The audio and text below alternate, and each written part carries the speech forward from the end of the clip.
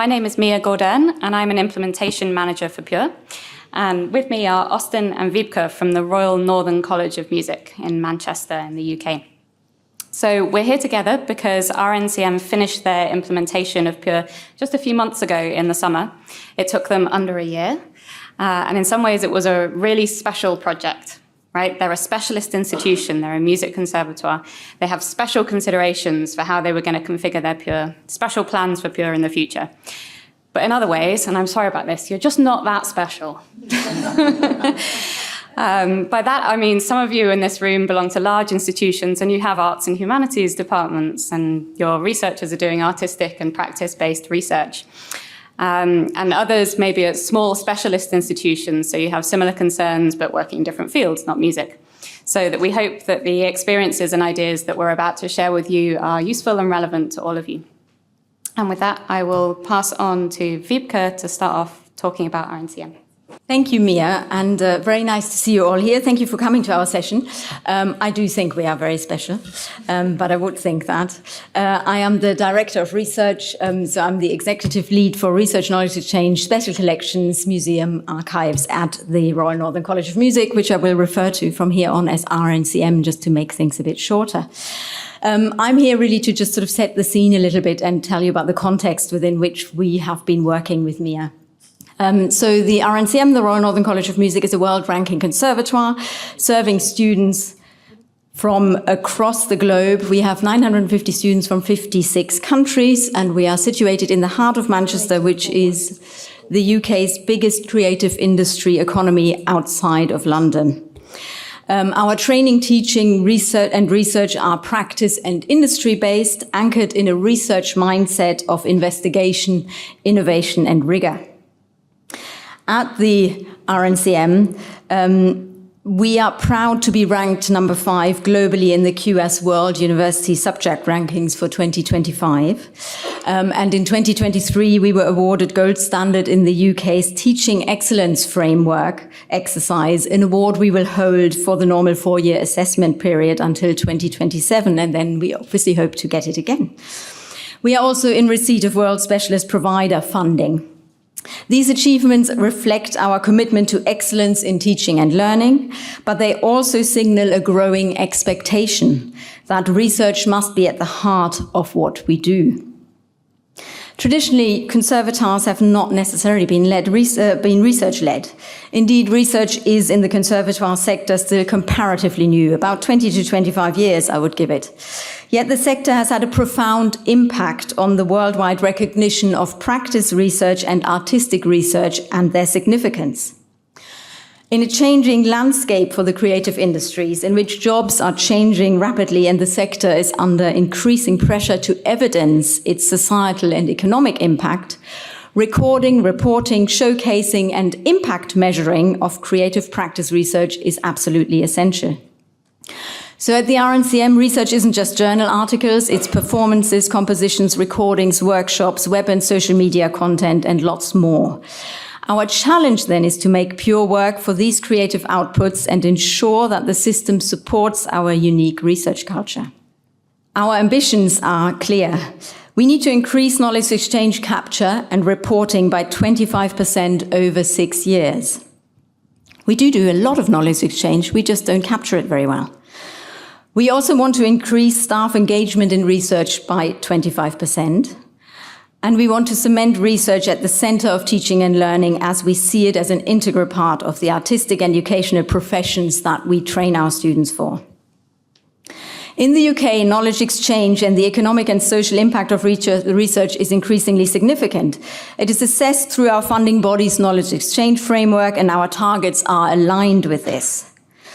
You can see here, this is just an overview of that framework. Those of you from the UK will be very familiar with it. And you can see our current areas of strengths and those of apparent weakness. Here it is a little bit larger.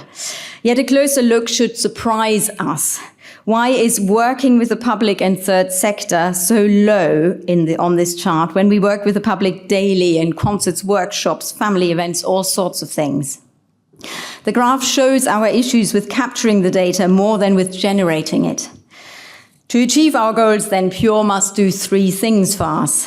It has to engage our creative practitioners, who are our main teaching and research force, so that they use the platform effectively and efficiently. It has to showcase their artistic research, not just internally, but externally, to inspire collaboration and visibility. And it has to capture meaningful metrics, streaming counts, performance requests, audience numbers, because they are the real indicators of impact in our field. So in our context, the research management platform is about far more than compliance. It's about creating a system that reflects who we are as a leading conservatoire and that amplifies the impact of our research and KE globally. The question for us is, in working with our Pure liaison, has been, how do we design research management systems that truly serve the arts, capturing creativity, impact, and innovation in ways that matter? And with that, I will hand over to my colleague, Austin. Thank you, Wiebke. Yes, I am Austin Glatthorn. I'm head of research management and lecturer in music at the RNCM, and it was my task, together with Wiebke and Mia, to design this and implement this so far as possible.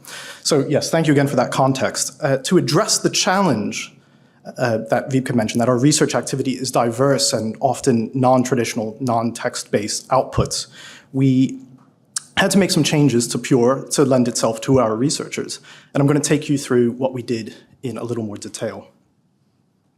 There we go. Our typical research outputs align with subdisciplinary fields in music research. There are two main groups of practitioners who create most of our research outputs.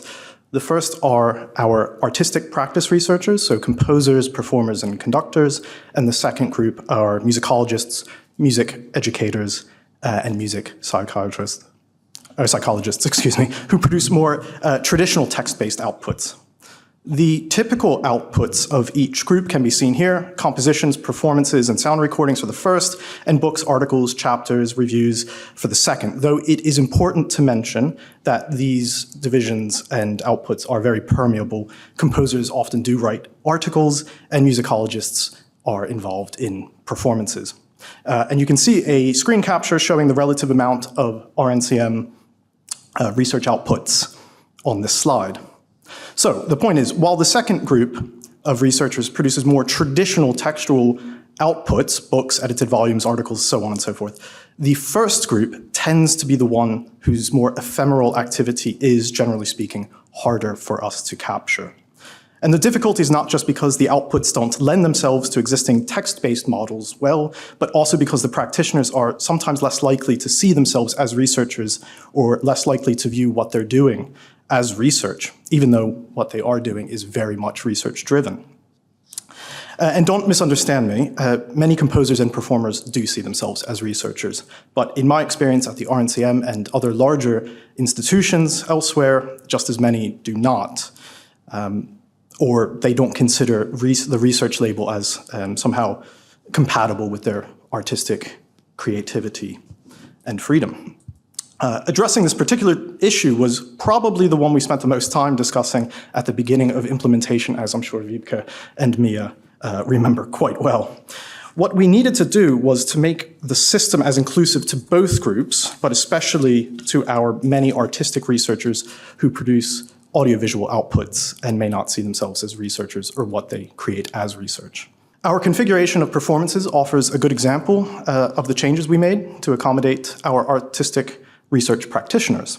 First of all, I should say that we turned off any irrelevant content types or any that we deemed irrelevant.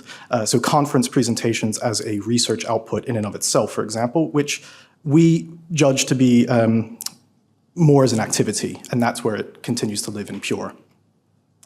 Other options like performances, they were less obvious. For some artistic researchers, they are very much a research output in and of themselves. So performers who are researching historic performance practice and performers as well as conductors who are investigating particular techniques would very much fit this type of category. For example, they'd log the output and upload a corresponding audio and/or video file if one is indeed available. Works created by our composers would also be considered a research output, of course, not an activity in and of itself. But we wanted to capture the impact of subsequent performances of the compositions. So while the composition would be logged as a research output and the score or notation uploaded, we would need to create a new content type to capture performances of that composition by the different ensembles that perform them around the world. So what we ended up doing, as you can, as this slide suggests, is configuring two different content types for performance. One is a research output, non-textual form, research performance. And the second is an activity, talk, presentation, live performance. And then we have premiere performance or showcase of practice-based outputs. But next we needed to adapt the contributor roles to make sure that we could capture the part of our researchers in these performances accurately, as well as that of the many international collaborators who participated in them. So doing so was particularly important so as to avoid the scenario where a researcher would go to log a performance in Pure and then give up because they couldn't find the appropriate role, or where my inbox becomes very full because people needed help finding or couldn't find the appropriate category. So for now, we have options for composer, conductor, performer, and sound designer from the drop-down in the role type. And although this system we find is very intuitive, we did also create, of course, guidance documents for adding content types that are specifically designed for practice research and more traditional research, and they live and are available on our virtual learning environment. And as I think Mia and Wiebke may have said, we launched last month to staff with research allocations, and I'll return to this point in conclusion. And so far, things seem to be going very well with the customizations. We're now discussing how we can integrate internal and external systems to best capture the impact of performances and recordings, for instance. And this would be particularly important for statutory returns, including the higher education community and business interaction exercise, which requires us to report audience numbers, and that then generates impact funding. And now I'm going to hand it over to Mia, who's going to talk a little bit more about metrics. Thank you, Austin. Okay, so we're going to pause here for a second to ask you a question. Do you feel that the data in your Pure accurately reflects the practice-based research that is happening at your institution? I have a feeling I know what the answer to this is going to be, but if you could open up the app and let us know your thoughts. And then if we have time at the end in the questions, then maybe you could share your winning strategies or what you think are the blockers if you have problems with this. Is that data in your Pure, in some whatever format? So a little segue here before we go into talking about metrics and impact. Some suggestions for features to monitor or disable. Austin has shown you how flexible the research output and activity types are in Pure, but here I want to talk about maybe some limitations and mitigations that you can make if you're dealing with practice-based research in your Pure. Because these research outputs and activities are special, these features need some careful consideration before you switch them on. So firstly, the fingerprint service. There are 39,000 arts and humanities concepts available in the fingerprint service. But sometimes the algorithm that we have to pick these out of the abstracts and things doesn't do the best job with arts and humanities abstracts. So if you're enabling it, and I'm not saying you shouldn't enable it. If you're enabling it, I recommend that you monitor for those irrelevant ones and manually remove the ones that you don't want, or encourage your personal users to do so. So RNCM have fingerprinting switched on. It's all looking great on their portal, but it does take a little bit more curation. Then we have the collaboration map, just to note that it's only for research outputs and projects. So if all your collaborations are in the activity content type, that's not going to be reflecting the extent of your collaborations with museums, orchestras, theatres, galleries, that kind of institution. And then lastly, traditional citation metrics. So of course, you have many options for syncing these from sources like Scopus, but for practice-based research, I think you need to think a little bit more broadly. So what are other alternative ways that you could get register metrics and impacts for that kind of research in your Pure? So I have 4 options for you. Here we'll start with the absolutely easiest one, PlumX and altmetrics. They should be your first port of call for artistic practice-based research. I think this is a brilliant example from RNCM's portal. It's a superb altmetric result, I think, there. You can see just huge variety of different kinds of impacts there.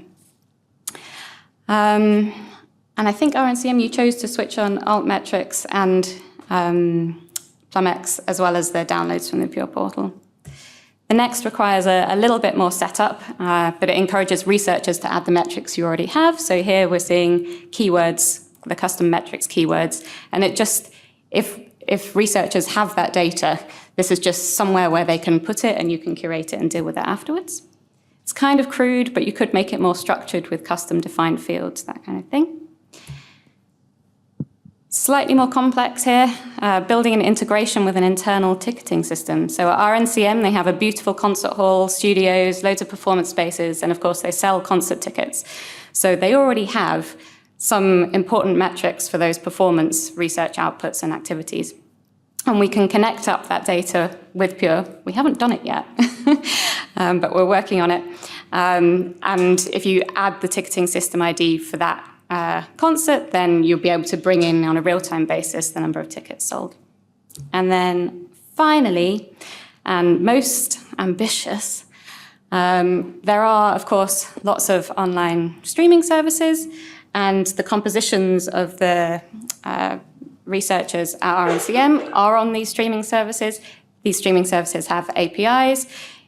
Theoretically, it would be possible to connect it up with a Pure API to bring in play counts, streaming counts, on the same basis as that ticketing system integration that I just described, where you'd put in the ID for the composition on SoundCloud or Apple Music, and in real time it would bring in the counts how many people have listened to that piece of music. So hopefully that's given you some food for thought for alternative metrics. And finally, Austin is just going to close out the presentation.